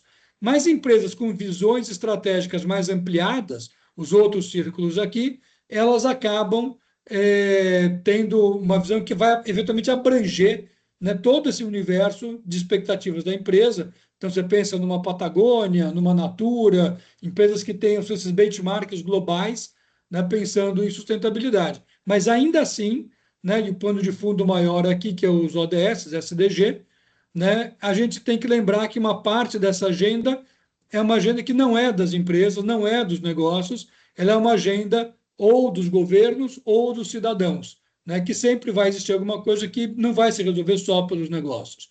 Né? Por mais abrangente, por mais visionário que esse negócio seja, tem uma esfera aí pública, tem uma esfera do indivíduo que tem que ser pensada e tem que ser trabalhada se a gente quer pensar nos ODS, se a gente quer pensar na sustentabilidade como um todo. Então, essa discussão, né, ela evolui, né, mais recentemente, essa discussão dessa estratégia mais ampliada para os reportes empresariais. Né? E os reportes empresariais, esse diagrama aqui é um diagrama de 2021, muito importante, eu acho, porque ele traz vamos dizer assim, uma visão clara sobre o que é reporte, o que é prestação de contas das empresas. Isso é muito importante quando a gente pensa no mundo de hoje, em que a gente tem aqui normas de IFRS, uma nova era, né, das empresas reportando. E aqui que diz é o seguinte, essencialmente, existe um universo, esse universo aqui do quadradinho menor, que é o universo dos reportes financeiros, do que está na contabilidade. Existe um outro universo, que é o do quadradão maior aqui, que são aqueles relatórios tipo GRI, em que eu estou pensando em todas as partes interessadas e estou reportando todos os impactos materiais que a minha empresa tem para todas as partes interessadas, mesmo aquelas que eventualmente não vão gerar algum tipo de impacto direto na minha empresa. E aí caiu uma ficha dizendo, gente, mas espera aí, né? Do ponto de vista ESG, do ponto de vista mais pragmático, nem tudo que está no relatório GRI me interessa. Na verdade, interessa do ponto de vista pragmático aquilo que vai gerar um impacto sobre os resultados, os interesses econômicos da empresa. Né? E é aqui que se divide a materialidade entre a materialidade de impacto, que é essa abrangente, da materialidade financeira, que é um recorte em que eu só pego dos impactos aqueles que também são do interesse da empresa, que chegam, né, a afetar o interesse da empresa. E esse recorte que permite um foco maior, uma simplificação maior, uma métrica maior, ele é o enfoque adotado pelas normas de FRS, pelas normas, né, que estão agora entrando em vigor aqui, a S1 e S2, que vêm as outras pela frente, né, e que são muito importantes do ponto de vista do reporte empresarial, mas elas têm um foco. E esse foco é o foco daquilo que afeta os interesses e a efetividade, o resultado econômico da empresa, num prazo mensurável, num prazo perceptível, não naquela ideia macro de que se o país estiver ruim, a empresa vai estar mal, então tudo que é bom para o país é bom para a empresa. Aí não adianta, né? Então, é, a empresa vai ter uma visão mais ou menos ampliada disso, por isso essas flechas aqui mostrando que esse quadrado do meio ele pode ser maior ou menor de acordo com a visão da empresa, mas essa visão ela é muito importante e ela meio que traça uma mudança realmente fundamental na maneira como as empresas trabalham. Aqui tem um outro artigo meu que chama Partes Interessadas ou Partes Interessantes, né? Porque eu digo um pouco que o ESG, o relatório feito na perspectiva ESG, se destina às partes interessantes, aquelas que vão dar dinheiro para a empresa, né? As partes interessadas, elas têm que ser atendidas, e aí tem a materialidade de impacto, e é importante que as empresas não se limitem só a olhar a materialidade financeira, só a pensar nas partes interessantes. Uma empresa realmente responsável também vai continuar comprometida com as partes interessadas, também vai produzir relatórios de informações que interessam a todo mundo desses seus impactos. Isso é um ponto super importante, né? E agora que as normas de FRS, com esse recorte de materialidade financeira, vão entrar em vigor no Brasil, estão entrando em vigor agora, vai estar cheio de empresa por aí batendo no peito, dizendo que ela é maravilhosa porque ela está fazendo o seu relatório de acordo com a norma mais recente e a mais clara e direta e comparável que é a norma IFRS, e por isso ela chegou no ápice. Mentira, ela chegou no piso. Ela chegou naquilo que é o mínimo necessário, que é dar informações decentes, ambientais, sociais de governança, que interessam aos seus investidores, que têm impacto financeiro sobre a empresa. Se ela realmente quer ser uma empresa de excelência, ela tem que ir além disso e tem que reportar também a materialidade de impacto para mostrar que ela também se preocupa com as partes interessadas, não só com as partes interessantes. Esse é um grande dilema que a gente vai enfrentar daqui para frente, é uma confusão à vista, né, de ruído de comunicação. É importante que a gente tenha isso claro para não pegar gato por lebre, né? Aqui no Brasil a gente está avançando, né, meio que com o pé em cada canoa, então a materialidade financeira, que é o critério da IFRS, do ISSB, é o que está em vigor como legislação aqui, mas tem uma tradição forte no Brasil de pensar em dupla materialidade, tanto de impacto quanto financeira, né? E essa dupla materialidade é a abordagem, por exemplo, que a Europa tem, né, por meio do ESRS, do EFRAG, que são os órgãos da Europa que estão regulando isso. Então, tem normas também olhando como necessidade você não só reportar a materialidade financeira, mas também a dupla. A boa notícia é que para você fazer uma boa materialidade financeira, você tem que partir de uma materialidade total, para você ver todos os seus impactos, aí você recorta, né, dos impactos todos, quais têm implicação financeira mensurável. Esses você seleciona e coloca. Mas ao fazer isso bem feito, partindo da avaliação de impacto como um todo, você vai ter já, como empresa, mapeado os outros itens, então não é tão difícil assim fazer um relatório com os outros aspectos, que são aqueles da materialidade de impacto só, né? Então é importante a gente ter isso presente, que não é o fim do mundo para as empresas. Aquilo que eu comentei agora, né, da base mínima, e o próprio IFRS diz isso, né, que as normas de IFRS são a base, e até usam essa figurinha de Lego aqui, vem deles, dizendo o seguinte: olha, sobre esta base, vamos colocar, né, outros tipos de informação que interessam a outros públicos, seja porque o país exige, no caso aqui, né, esse quadradinho da esquerda é a Europa, que exige dupla materialidade, seja porque outros públicos, veja-se aqui as partes interessadas, não só as interessantes, que também querem informação, né? Uma audiência que é investidor e outros stakeholders. Então, isso é reconhecido pela FRS, isso é uma boa notícia também, né? Para quem quiser saber mais sobre essas normas, né, tem aqui algumas publicações feitas por colegas e pela própria FRS que dão boas ideias de como essas normas estão indo, e tem muita coisa evoluindo, as próprias normas também são acessáveis a partir desses links aqui. Então, é isso que eu queria trazer, né? Assim, não sei se eu falei mais tempo do que devia, mas procurei dar esse pano de fundo aqui, que acho que ajuda a gente a nos localizarmos. Então, agradeço muito aí a paciência e a atenção e passo a bola. Muito bom, Aron. Nós que agradecemos, não é? Nós fomos contemplados, você contemplou aí com uma ampla, né, abrangente contextualização, né, sobre essa questão de sustentabilidade, ESG, enfim. Procurou também nos beneficiar aí com um alinhamento conceitual, né, dentro de toda essa confusão que foi feita, sobretudo nos últimos anos, não é? Claro, e a sua abordagem, não é, Aaron, muito didática e muito crítica, né? Então você consegue reconhecer para a gente, né, os benefícios da abordagem ESG, né? E ao mesmo tempo ter essa plena percepção de toda a confusão que foi feita. Então, essa é a ideia mesmo, né? Mais do que um pano de fundo, você nos, né, contextualizou por geral, tá? Muito Obrigado. bem, eu vou passar a palavra para o Francis, né? O Francis pode também, preparando aí compartilhamento né, da tela.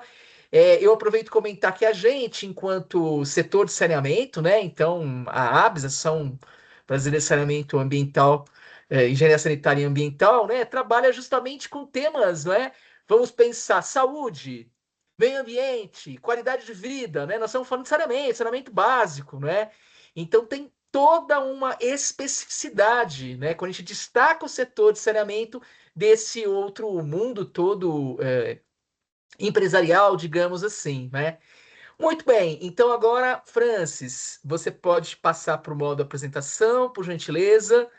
Seguindo o segundo momento desse nosso encontro aqui, o Francis vai apresentar, né, uma síntese, os resultados, enfim, né, da pesquisa de mestrado, a dissertação de mestrado do Francis, que justamente dentro dos três pilares do ESG, né, o ambiental, o social e governança, com foco no eixo, no pilar ambiental para as empresas, né, os prestadores de serviço de saneamento, tá?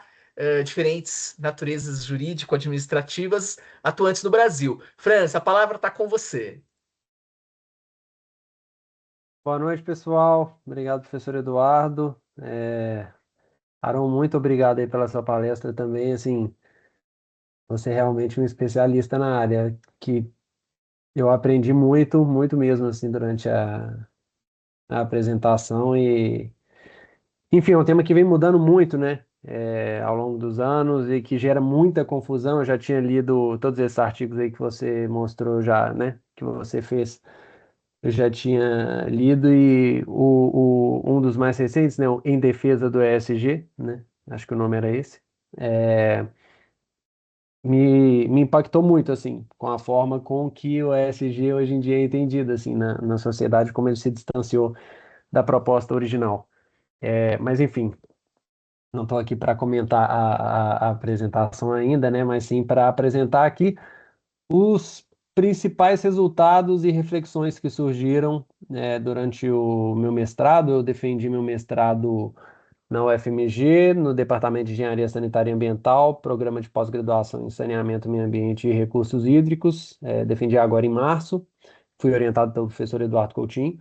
E a ideia aqui é trazer uma breve contextualização aí da minha dissertação, né? Eu vou levar aí não mais do que 20 minutinhos e, e para a gente poder trocar algumas ideias sobre isso. Então, o título, né, da minha dissertação é Análise Comparativa de Relatórios de Sustentabilidade, um estudo de prestadores de serviços de saneamento com diferentes naturezas jurídico-administrativas. Acho que é importante iniciar pelo que motivou e qual que é a relevância desse tema, é o fato de que a análise de relatórios de sustentabilidade é um tema relativamente recente, principalmente na academia, né? Então, encontramos poucos trabalhos acadêmicos produzidos sobre isso. É uma discussão muito mais no ambiente corporativo. Como o Aaron já muito bem trouxe, não vou ficar aqui repetindo, né? A gente observa nos últimos anos um fortalecimento da agenda ESG, com diversas normas sendo publicadas, né, no Brasil e na União Europeia, com destaque aqui para as normas IFRS S1 e S2, que é bom que o Aaron terminou a apresentação dele falando dela, né? E eu inicio aqui também falando sobre elas e a importância que elas têm visto que a resolução da Comissão de Valores Imobiliários 193 de 2023 traz a obrigatoriedade da utilização dessas normas nos relatórios de sustentabilidade de empresas listadas na Bolsa de Valores. E aqui, entrando já no universo do saneamento, a gente sabe que no Brasil, por motivos históricos, políticos, geográficos, temos uma diversidade muito grande de modelos de gestão de saneamento. Então, por vezes, os serviços são prestados aí por empresas públicas, por vezes por sociedades de economia mista e empresas privadas. E aqui é muito importante trazer que essas empresas, ou melhor, esses prestadores de serviços, com diferentes naturezas jurídico-administrativas, têm diferentes interesses.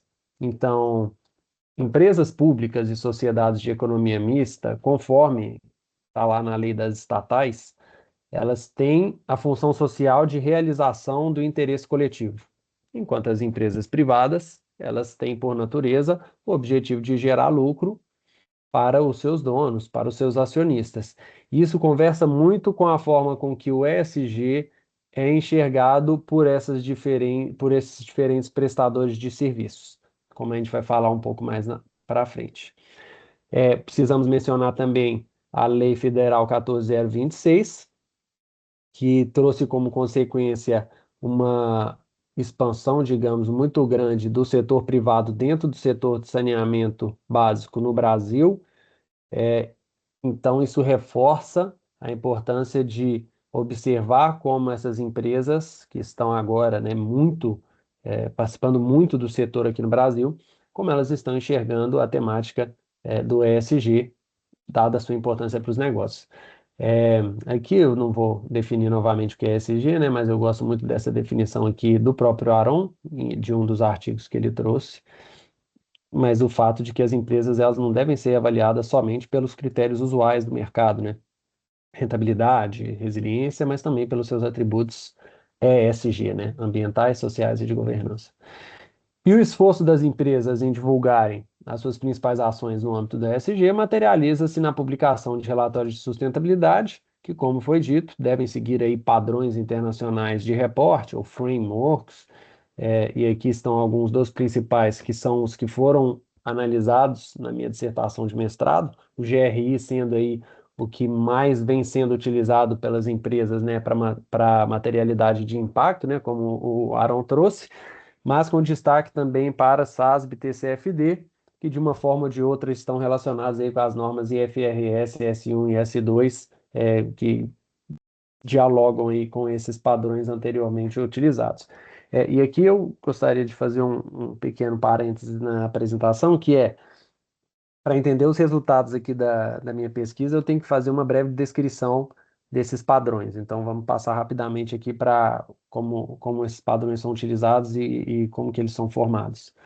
As normas GRI, que eu disse que são as mais utilizadas pelas empresas, são divididas em 3 famílias: normas universais, setoriais e as normas temáticas, sendo que as normas temáticas versam sobre os temas materiais para as empresas, né? Então, de caráter ambiental, social e de governança.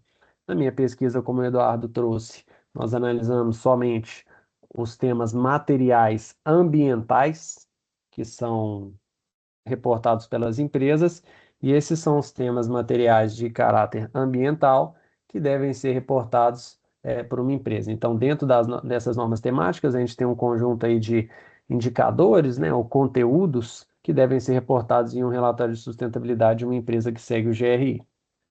Já o padrão SASB, ele é específico com base nos setores da economia, né? Então, temos normas para diversos setores da economia.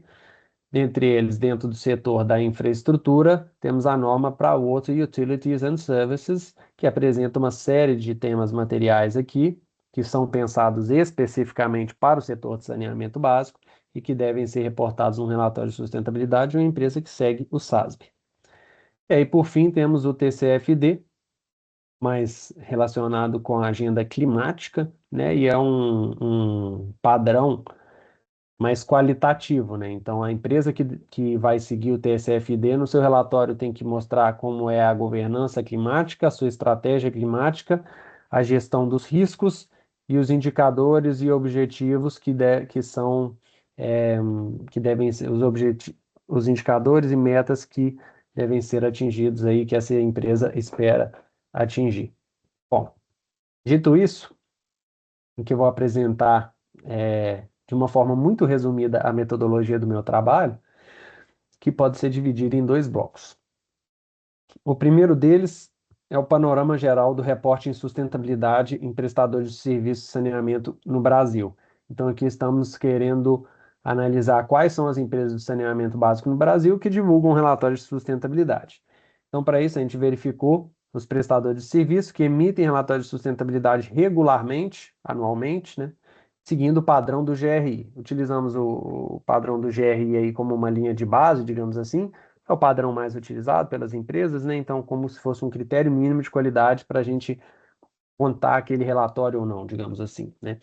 E aí, dentro disso, analisamos as 12 empresas privadas que identificamos que atuam no Brasil, ano de referência SNIS, a publicação do SNIS em 2024, tá? Então, eram 12 empresas privadas que atuavam no Brasil, 23 sociedades de economia mista, e analisamos os relatórios dos 100 maiores prestadores públicos, maiores em termos de população atendida. Não analisamos todos os prestadores públicos de serviço, porque são mais de 1.000 prestadores no Brasil, não seria possível analisar todos os relatórios de todos esses prestadores de serviço, né? Então, analisamos aí se essas 135 empresas, bom, melhor, se essas 135 prestadores de serviços emitem ou não relatórios de sustentabilidade. E aí, o segundo bloco da metodologia, a gente passa por uma delimitação do objeto e faz uma análise do conteúdo mesmo dos relatórios de sustentabilidade que são publicados pelas empresas. Então, selecionamos 9 prestadores de serviços e analisamos seus relatórios entre 2019 a 2023. Dentre eles, 4 empresas privadas, 4 sociedades de economia mista. Aqui são parênteses, tem incluso aqui a Sabesp, que na época era uma sociedade de economia mista também, e uma empresa pública. Por que somente uma empresa pública? Porque dos 100 maiores prestadores de serviços públicos de saneamento, somente 2 publicam relatórios de sustentabilidade. A Companhia Águas de Joinville e o Serviço Autônomo de Guaratinguetá. Mas o Serviço Autônomo de Guaratinguetá publica há pouco tempo, não teria uma série histórica, então analisamos somente um prestador público de serviço, não tivemos 4 de cada natureza jurídico-administrativa, digamos assim. E aí, com base nesses relatórios, né, esses 45 relatórios, identificamos os padrões de reporte que são adotados, GRI, SASB, TCFD, e analisamos os indicadores reportados e a sua evolução com o tempo. Então, aqui eu vou apresentar os resultados do primeiro bloco da metodologia, que apresenta de uma forma bem simples aqui, né, o panorama geral de reporte em sustentabilidade. Então, como eu disse, dos 100 prestadores públicos analisados, somente 2 emitem relatórios de sustentabilidade, das 23 sociedades de economia mista, 13 emitem relatórios de sustentabilidade e metade das empresas privadas emitem relatórios de sustentabilidade, o que leva a gente a um indicativo de que existe um baixo nível de divulgação de relatórios em prestadores de serviços públicos. Existe também uma tendência de que os maiores prestadores de serviço em termos de população atendida apresentam maior divulgação de relatórios de sustentabilidade. Então, essas 13 sociedades de economia mista aqui 12 delas são as maiores em termos de população atendida. Essas 6 empresas privadas que publicam relatórios são as maiores empresas privadas do Brasil, né? Então, essas estão mais preocupadas, talvez aí por riscos reputacionais, né? Por estarem um pouco mais expostas ao escrutínio público. E o que a gente observa também é que as sociedades de economia mista vêm divulgando relatórios há mais tempo, e desde 2020, né, a partir da aprovação da Lei 14.026, muitas empresas privadas entrando no setor de saneamento básico, isso fez com que elas começassem a publicar cada vez mais relatórios de sustentabilidade e relatórios mais completos, em termos de atendimento aos padrões de reporte. Isso converge, né, com vários estudos realizados em outros países que a gente analisou durante a revisão de literatura. Aqui eu já estou passando para o segundo bloco da metodologia, né, em que a gente analisa os relatórios de sustentabilidade das 9 empresas, né? O que observamos aqui primeiramente, o eixo das ordenadas 31 é o número de indicadores do GRI que deve ser reportado, indicadores ambientais que devem ser reportados aí num relatório de sustentabilidade.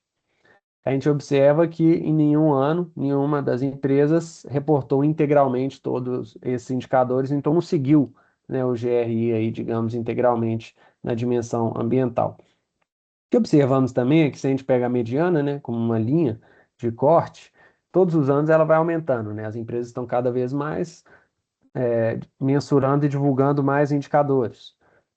Isso também é respaldado pelo fato de que em 2023 nenhuma empresa divulgou menos indicadores do que em 2019, então vem crescendo, né?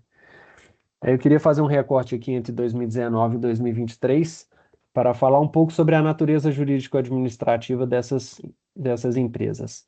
Em azul, né, as sociedades de economia mista, a gente observa, pegando a mediana como linha de corte, uma sociedade de economia mista, a Saneago, não reportava indicadores de GRI, uma reportava aqui na mediana e as outras duas acima. E nas empresas privadas, uma não reportava nada do GRI, uma abaixo, uma na mediana e uma acima. E a companhia, a empresa pública, né, a CAD, está aqui na mediana. Esse panorama muda muito aqui em 2023, né? O que a gente observa é que as empresas privadas estão todas reportando número de indicado. Essa mediana foi puxada para cima muito por conta do incremento do grau de adesão aos padrões de reporte por parte de empresas privadas, né? E a gente observa que nessa linha de corte elas estão, a maior parte delas, reportando acima da mediana, enquanto as sociedades de economia mista, uma delas reporta acima da mediana, as outras três abaixo. E passando aqui, destrinchando aquele gráfico em 7 outros gráficos, né? Então aqui a gente pegou aquilo ali e dividiu conforme os temas materiais que eu apresentei. A gente observa que as empresas de saneamento elas priorizam determinados temas materiais ambientais, como é de se esperar, né? Então temas como energia, água e efluentes, emissões de gases de efeito estufa, resíduos, são mais priorizados, elas reportam mais indicadores, enquanto biodiversidade também, né? Até certo ponto também é bem reportado, enquanto outros temas são menos reportados nesses relatórios de sustentabilidade. E aí, fazendo um recorte aqui do ano de 2023 também, para analisar um pouco sobre a natureza jurídico-administrativa dessas companhias, das sociedades de economia mista. Somente uma, a Sanepar, aqui em 2023, para o conteúdo do GRI 303, Água e Efluentes, reportou integralmente todos os indicadores aí que devem ser reportados para esse tema. Em nenhum outro ano, outra sociedade de economia mista ou empresa pública reportou integralmente esses indicadores. Se pegarmos as empresas privadas, para o tema energia, 2 das 4 divulgaram integralmente o conteúdo, as 4 divulgaram para água e efluentes, as 4 para resíduos, 3 das 4 para emissões, né? Então, o que leva a crer também que esses temas materiais que são priorizados também são bem priorizados pelas empresas privadas. Aí eu queria dar um zoom aqui no gráfico das emissões, né, que é um tema tão importante para o setor de saneamento básico, né, tem emissões bem relevantes. A gente observa que cada vez mais as empresas estão mensurando, né, aqui em 2019 só 2 empresas estavam mensurando e divulgando indicadores relacionados com emissões, aqui em 23 somente 2 não estão o fazendo, né. Então a gente observa esse aumento no número de indicadores sendo reportados, mas é importante mencionar aqui, né, que aquele padrão internacional, né, o TCFD, que deve ser utilizado aí, a agenda climática, para falar sobre a temática de emissões, né, somente é seguido por 3 dessas 9 empresas, né, a IGE, a Iguai e a Sabesp estão utilizando. Então ainda tem muito campo para avançar aqui dentro do setor de saneamento no que se refere à divulgação de informações relacionadas com emissões de gases de efeito estufa. E aí aqui o nosso último padrão de reporte, né, o SASB, que a gente observa em 2019, somente uma empresa, que é a Sanepar, era pioneira aqui dentre as empresas analisadas em utilizar o SASB, e em 2023 aqui várias empresas já estão utilizando o SASB, que é uma norma setorial específica para o setor de saneamento básico, né? Então os indicadores ali foram pensados para o setor de saneamento básico, isso é importante, e também o SASB é bem importante por conta do contexto das normas IFRS S1 e S2, que recomendam aí que o SASB seja utilizado no reporte. Bom, então, mais importante do que a apresentação desses gráficos, eu acho que é a discussão sobre as informações que são apresentadas e a importância de interpretar elas de uma forma cautelosa, sem tirar conclusões precipitadas. A divulgação de relatórios de sustentabilidade ou grau de adesão aos padrões internacionais de reporte não deve ser utilizado isoladamente para avaliar se uma empresa possui uma boa política de sustentabilidade. Existe uma diversidade muito grande desses padrões, né? Então, isso pode fazer com que você tenha diferentes perspectivas e interpretações da política de sustentabilidade dessa empresa. O Aaron trouxe isso muito bem ali também naquele gráfico que mostra a avaliação ESG, né? Como cada agência dá uma nota diferente para o ESG de uma determinada empresa, né?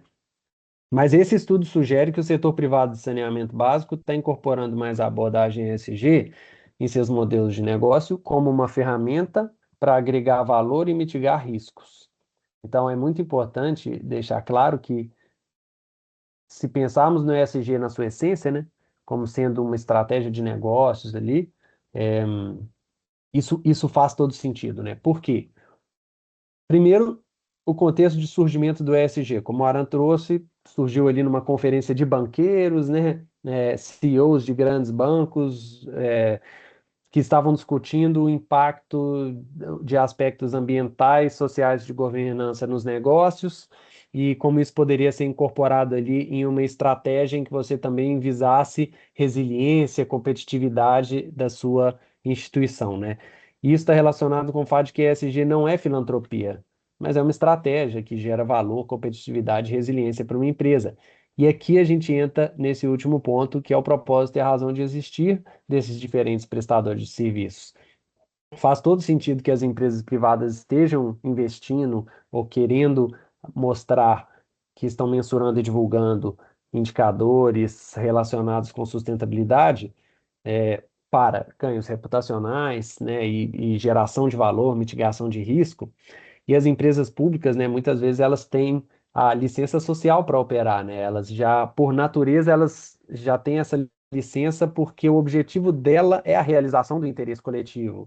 Então, ela já tem uma espécie de licença aqui, né? Então, de forma alguma, esses resultados devem ser interpretados de uma forma de juízo de valor, né? Uma empresa é melhor do que outra, claro que não, mas o que esse estudo aqui reforça é que a estratégia ESG vem sendo bem incorporada pelo setor privado de saneamento no Brasil. E aqui, já finalizando, né, as conclusões, grande parte das empresas de saneamento básico não divulgam relatórios de sustentabilidade, principalmente as menores. Em termos percentuais, as sociedades de economia mista são as com maior divulgação de relatórios de sustentabilidade. A gente observa um crescimento na utilização de padrões internacionais de reporte nos últimos anos, e as empresas privadas analisadas apresentam maior grau de adesão aos indicadores do GRI. Isso é de se esperar, né? Está alinhado com o fato de que o ESG é proposto como uma estratégia, de negócios que pode ser que faz mais sentido para empresas privadas que estão ali visando ganhos reputacionais, o lucro, do que para prestadores de serviços públicos, né? E sociedades de economia mista. Bom, é isso que eu tinha. Espero que eu não tenha estourado aqui meu tempo e acho que a gente pode ir para as discussões aqui também. Obrigado. Muito bom, Francis. Agradecemos também, viu, a síntese aí, né, da pesquisa que você desenvolveu durante o seu mestrado no programa de pós-graduação em saneamento, meio ambiente e recursos hídricos. É, pois bem, não é? A gente a gente tem muita coisa rica, não é? Aron aí abrilhantou mesmo com esse panorama tão amplo e tão instigante, provocativo, não é? Esse mundo da sustentabilidade, né? Literalmente, e as decorrências disso. E o Francis trazendo esse recorte, que é o que a gente desenhou, né, para esse nosso evento aqui, para esse nosso encontro. É, com principais resultados e conclusões aplicadas a, né, a prestadoras de serviço de diversas regiões do Brasil, né, Francis, ligadas aí à temática abordagem ESG. Então vamos lá, a gente tem aí uma inscrição, né, para Então vamos lá, agora é esse o momento, né, de troca com o público, que a gente agradece a presença, o interesse, né? Nem todos puderam ficar até esse momento, algumas pessoas tiveram de sair, né? Mas a gente agradece. Então é o momento de interação, tá? Então contribuições, perguntas, né, informações, tá à vontade. Fábio, você se inscreveu? É isso mesmo? Fica à vontade.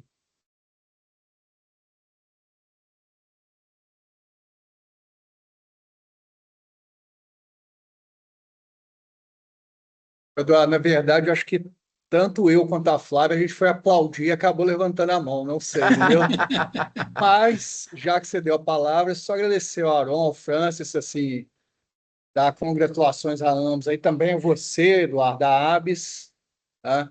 Eu estava aqui com os alunos, a turma era pequena, mas estava falando, olha, vocês estão preparando para o mercado aí, e isso é o que está na ponta, aí na crista da onda, é bom vocês se inteirarem, porque isso pode fazer diferença para vocês profissionalmente, mas tema muito importante, acho que assim, mais uma aula que eu tive com os dois aí, tive numa banca de seminários do Francis, né? E tive no ciclo exap do Aron e fantástico. Parabéns a vocês aí, muito obrigado pela oportunidade. Muito bem, Fábio Bianchetti, professor Fábio Cefetti, aí com a presença de alguns alunos, não é? Então tá bem. Vamos lá, é um momento aberto, o que também possibilita a interação entre nós, né? Uma conversa, um bate-papo, Aron, Francis, eu, enfim. Flávia, fica à vontade. Uma Não, alegria, viu, contar com a tua presença aqui conosco, você tão atuante há tantos anos na ABS MG, né? Junto à diretoria da ABS MG, fica à vontade. obrigada, tá. Não, eu queria primeiro, assim, parabenizar, assim, acho que a profundidade, né, e eu acho que tanta informação que veio sobre ESG, sobre as normas, né, a gente já tinha feito alguma coisa aqui de ESG, mas mais voltada aqui para algumas experiências aqui no Brasil. E até sobre isso aí que eu queria perguntar, tanto para o Francis quanto para o Aaron, né? Sobre a questão das normas brasileiras, a gente só tem, a BNT só tem de recomendação, né? A gente ainda não tem padrões estabelecidos, formalizados no Brasil, não tem critérios de metodologia própria brasileira para poder avaliar, né? Então, o que que a gente tem de SG ainda é uma coisa assim meio, nossa, vou falar, meio solta até, né? Mais por interesse das empresas do que por exigência para participar de processos, participar de licitações, né? O que que vocês podem me esclarecer sobre isso? Aron, fica à vontade. Posso- Francis também. Acho que eu vou dar um comentário, ou seja, que o Francis olhou mais no detalhe as normas. Acho que, obrigado, Flávia, pela pergunta. E assim, as normas, do ponto de vista do IFRS, essas duas normas, né, IFRS S1 e S2, que aqui no Brasil elas estão chamadas de CBPS S1 e S2. Né? O CBPS é, não é comitê, meu Deus, é o Comitê Brasileiro de Pronunciamento e Sustentabilidade. Né? O CBPS é um órgão do Conselho Federal de Contabilidade, do CFC, e a norma que está estipulada é uma norma mandatória para empresas de capital aberto e para bancos, instituições financeiras. Então, para esses dois perfis de empresa, já é uma norma consolidada, não é uma coisa genérica, mas ela ainda é limitada, porque a S1, né, ela foca só na questão dos princípios no quadro geral, e a S2 foca nas questões específicas de clima. Devem sair em breve a S3 e a S4, focando questões ligadas à bioeconomia, à biodiversidade e questões ligadas a capital humano. E possivelmente outras sairão enfocando vários diferentes temas, diferentes aspectos, e ao longo do tempo isso vai, vamos dizer assim, fechar mais o quadro. Mas sempre são normas de reporte, não são normas de desempenho, não são normas de procedimentos operacionais, vamos dizer assim. Né? Elas têm todas a ver com reporte. Do ponto de vista das práticas mesmo, do desempenho, da gestão da empresa, aí a gente tem normas esparsas, né? Então, assim, você tem coisas de meio ambiente, você tem coisas de saúde e segurança, você vai ter normas ligadas a direitos humanos, né? Tem normas ligadas à transparência e governança, mas elas são realmente um mosaico, você não tem uma norma unificando, até porque são situações muito diferentes entre as várias empresas, né? Então, acho que não tem assim como ter uma norma única, né? Até onde eu entendo. A norma ISO 26000, ela foi uma norma que procurou colocar o conjunto todo, mas ela é uma norma que é um guia de diretrizes, ela não é uma norma certificável porque ela não consegue entrar no nível de especificidade adequado para ser uma norma certificável. Então, assim, eu não vejo muito como uma coisa da abrangência desse tema, e pegando aspectos tão diferentes, ter uma norma única. Eu acho que sempre a gente vai estar falando de uma composição de normas mais específicas, e isso meio que afunila no relato. Então, a empresa, para fazer um relato com credibilidade, ela vai precisar calçar as informações críticas dela com sistemas de mas assim, confiáveis de informação e de gestão. Então, aí eu acho que as empresas vão ter que compor o seu mosaico de normas de acordo com as informações daquilo que é material para elas. É um pouco a minha especulação, assim, eu não tenho uma regra, mas é como eu enxergo. Francis? Não, acho que o Aron, né, respondeu bem a pergunta, e obrigado pela pergunta, Flávio. Mas só uma complementação também que eu acho que sempre a gente esbarra nessa questão de regulamentação quando a gente está falando de ESG, né? Só vai ser realmente feito, né, depois que a gente passar por uma regulamentação, e é o que trouxe aí a Comissão de Valores Mobiliários, só que para as empresas listadas na Bolsa de Valores e, como o Aaron trouxe, para bancos, né, instituições financeiras. É, e para as demais, né? Então, eu acho que talvez esse seja um avanço que vai ser necessário. Porque o que acontece? Olhar para o setor de saneamento, né? As empresas tipo Sanepar, Copasa, né, são listadas na Bolsa de Valores, elas já estão aí preocupadíssimas com o IFRS, né, em como mensurar, é, como utilizar essas normas. No entanto, empresas, como estamos vendo, empresas privadas aí atuando muito no setor de saneamento básico, essas empresas muitas vezes elas não são listadas na bolsa de valores, né? Diferentemente do que se pensa, assim, elas são de pessoas privadas, né? Fundos de investimento em outros países, enfim. E eles não vão ter, né, a obrigatoriedade de seguir as normas da IFRS via resolução da Comissão de Valores Mobiliários, né? Então, talvez esse seja um avanço, assim, é, claro que eu não tenho uma resposta pronta, uma proposta assim de como que isso seria feito via regulamentação, né? Mas eu acho que isso seria um avanço importante para fazer com que expandisse o leque assim, né, da regulamentação não só para empresas listadas na Bolsa de Valores. Agradecido pelos comentários, Francis.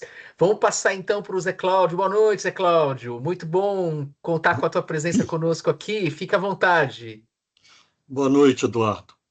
Cumprimentar os palestrantes. Infelizmente, cheguei atrasado na palestra do Aron, só peguei o final, mas meus parabéns. E reiterar aí parabéns ao Franz, né, ao mestre Franz, por esse excelente trabalho, ao seu orientador Eduardo Coutinho. Gostei demais, principalmente fico muito feliz de ver um trabalho na academia que não é um trabalho que vai ficar só dentro da academia. Seu trabalho é de grande utilidade para os vários atores aí no setor de saneamento. Espero que ele já esteja lá no repositório da UFMG, porque eu quero consultar com detalhes desse trabalho. Mas eu só quero fazer uma observação, né, se você puder comentar, França. Fiquei surpreso de não ver a Copasa entre as empresas de economia mista aí. O que, que é? Ela não faz GRI? Você não considerou ela importante? Porque certamente, depois da Sabesp, deve ser a empresa de economia mista que mais atinge um público, né? Eu queria te ouvir sobre isso. Ótima Pois, pergunta, Zé Cláudio. Zé Cláudio, muito obrigado pela pergunta. A pergunta é realmente excelente. E eu já fui também perguntado antes sobre isso. O que acontece? E aí é o risco, né, de reduzir a apresentação do mestrado. Para escolhermos as empresas que seriam analisadas, a gente teve que utilizar alguns recortes, né? Não seria possível analisar todos os relatórios de sustentabilidade de todas as empresas. Então, nós optamos por utilizar um recorte geográfico para as sociedades de economia mista. Então, selecionar uma empresa do Sul, uma do Centro-Oeste, uma do Sudeste, uma do Nordeste, uma do Norte. No Norte não encontramos sociedade de economia mista em termos de população atendida de cada região do Brasil. E claro que a Sabesp, em termos de população atendida, vai ficar na frente da Copasa. Mas é um desejo muito grande fazer uma análise específica e um trabalho acadêmico posterior é, relacionado. Vocês estão me ouvindo? Está Tô, cortando? Sim, sim, sim, sim, estou te Francis. Deu ouvindo uma bem. falhadinha, né? É, Mas a gente conseguiu acompanhar, né? Pode é. seguir. Ah, tá. Ótimo, que apareceu o recado aqui. Mas eu já comentei isso com o Eduardo, né, professor Eduardo? É uma vontade, assim, né? Inserir, fazer uma análise, olha, temos esses dados aqui, né, para essas empresas, vamos analisar como a Copasa se comporta, assim, né? Mas a Copasa segue o GRI nos seus relatórios de sustentabilidade, sim, isso a gente já sabe. Muito bem, Obrigado, muito França. bem. Eu não sei se pelo seu sobrenome você é mineiro, né? Mas, bom, se não for mineiro, está perdoado, mas se for mineiro, não vou perdoar essa falha da Copasa, não. Tá bom? Um abraço para você. Mais uma vez, parabéns. Sou mineiro Pois de é. coração, não de naturalidade. Ok. Ah, se é de coração, então está devendo fazer esse trabalho para a Copasa. Tá bom? Justamente, Zé Cláudio, a gente chegou, né, Francis, né, no meio da pesquisa, né, a gente acabou deixando a Copasa de fora, né, dá um trabalho à parte, né, Zé Cláudio, dá um trabalho à parte, nesse panorama todo, né, das outras prestadoras de serviço aí espalhadas pelo Brasil, inserir a Copasa. Excelente, excelente observação. Muito bem, Bel, fica à vontade, querida.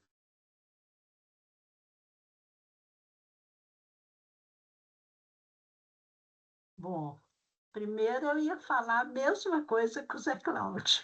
Por incrível que pareça, viu, Zé? Eu notei a ausência da Copasa e achei que ótima a sua explicação, mas você está devendo esta. Tá? No seu doutorado, você vai analisar, viu, Eduardo? Ele vai analisar a Copasa, tá?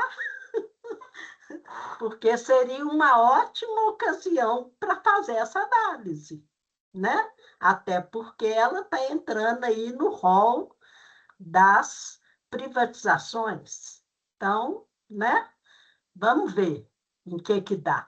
Mas, de qualquer maneira, eu queria parabenizar a ABS, parabenizar você, Eduardo, ao Francis e, claro, o Aron, mas, assim, é muito legal a gente fazer uma discussão sobre isso, porque isso não é comum, nem na UFMG, eu que vivi lá 1.500 anos, nunca percebi essa discussão.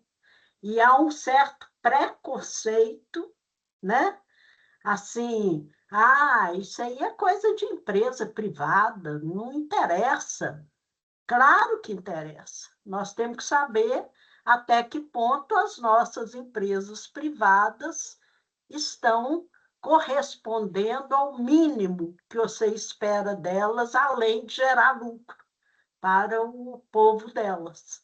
Porque, afinal, quando elas usam uma área, não sei o quê, para plantar e para exportar, né? Está fazendo mal em algum lugar. Então, primeiro é isso. E segundo, as empresas de saneamento, com certeza. Então, você está devendo esta, tá? Viu, Eduardo? O próximo debate será sobre a Copasa e como que ela está nesse ambiente aí que ela está querendo entrar de repente, né? A Deus dará, como diz, tomara que eu esteja errada, tá? Mas, de qualquer jeito, essa vai ser a sua tarefa, viu? Francis, Eduardo e o Aron dando todo o suporte, tá bom? É isso. Agradecido pelos comentários, Bel. Pois é, né? Essa polêmica toda aqui em Minas Gerais, não é, Aron? Com a chamada desestatização da Copasa, né? Imagina, eu chamo de privatização mesmo, Bel, tal como você usou, né? É, claro, eu teria alguns comentários para fazer, mas a gente. Desestatização é o jeito elegante para Isso. você não ferir É um eufemismo. suscetibilidades, É um mas é eufemismo. privatização mesmo, gente. Pois A é, pois é. desestatização, só um minuto, viu? Começou com Anastasia, quando ele botou as ações na Bolsa de Valores. Aí você já começou a desestatizar. Agora é outra história, não tem essa conversa, não. A gente está caminhando para os minutos finais do encontro, né? Para não ficar muito tarde, né? Mas é claro, Aron, você teve a oportunidade de conhecer, né, esse nosso estudo, no meio mais ou menos do estudo, né, Francis? E aí você fica à vontade também, se você quiser fazer alguma questão, Aron, algum comentário em cima desses resultados e conclusões do Francis, né? Eu faço questão de comentar o seguinte, né? Fazendo até um link. De fato, né, na época da pandemia em diante, esse boom, né, Aron, como você trouxe muito bem, da terminologia ESG, né, da abordagem ESG aqui no Brasil, nossos alunos realmente estavam considerando como uma grande panaceia universal que ia resolver todos os problemas. Alunos da graduação, da engenharia ambiental, tudo. Professor, que maravilha, né? Panaceia universal, vai resolver todos os problemas, né, das ações corporativas, enfim, no mundo, né? Pera lá, não é bem isso, né? Sustentabilidade é uma coisa, SG é outra, uma bola. Não, enfim, você publicou na época um artigo que eu gostei muito, Aron, que a gente tinha a mesma percepção sobre o tema, não é? E também, Aron, quando você traz, né, essa questão da estratégia, seja pragmática ou ética, fantástico, né? Isso que você trouxe, essa discussão. Porque dialoga diretamente, Francis, com as discussões que a gente fez, né? Para o fechamento da sua dissertação, né? Porque senão a gente causaria a impressão de que né, as empresas privadas, né, do setor de saneamento que atuam no Brasil, elas são superiores às demais, porque olha só, elas estão reportando para a sociedade aí com vários indicadores. E não é isso, as finalidades são diferentes, né? Uma empresa pública tem uma finalidade diferente de uma empresa, né, privada que vai estar querendo realmente ampliar lucros, né, e levar lucro para o bolso dos acionistas. Então a gente foi muito cuidadoso, né, Francis, em tratar esses dados para não criar um viés e resultar em interpretações equivocadas, seriamente equivocadas, né? Mas é isso, Aron, fica à vontade se você quiser comentar alguma coisa também. Não, o meu comentário é que assim, realmente ficou muito interessante, né? O trabalho, eu acho que ele está muito consistente, muito aderente ao momento que a gente está vivendo, né? Eu acho que o pessoal comentou aí nas várias outras intervenções essa questão de não ser um trabalho que ele está ficando só na academia, voltado para dentro, mas ele está ajudando a fazer essa conexão com o mundo empresarial, com aquilo que hoje a gente vê aí na crista da onda, né, no momento, aquilo que está realmente acontecendo, e acho que ficou muito bem elaborado. Então, acho que tem uma coisa que ela usou bem as ferramentas disponíveis, quer dizer, não embarcou em erros conceituais, né? Assim, eu acho que eu digo isso porque às vezes eu vejo trabalhos em que, mesmo sendo trabalhos, né, de mestrado até de doutorado, as pessoas às vezes embarcam em algumas simplificações, alguns olhares que eles não ajudam. Aqui acho que ficou muito consistente, muito bem fundamentado, né? Acho que parabéns mesmo para o Francis, para você. Acho que foi um trabalho bacana e que ele traz ele aterriza, né? O conceito numa questão prática e acho que inclusive provoca, né? Como a gente viu aí os comentários, as empresas a quererem se enxergar, né? E como é que eu fico nisso? Né? Como é que é o meu lugar nesse universo? Eu acho que essa é uma provocação muito positiva, muito boa. Então, assim, realmente fiquei feliz de ver como a coisa evoluiu. Dou os parabéns aí para o Francis, ficou muito bacana. Muito bom, Aron. Você contribuiu, né, direta e indiretamente, primeiro porque conheceu o início do trabalho por meio de um seminário que o Francis apresentou, né, no programa de pós, Sim, e também o Francis bebeu muito da fonte, né, de publicações, artigos que você vem aí publicando, né, muito nesse horizonte da FGV mesmo, né, e é isso.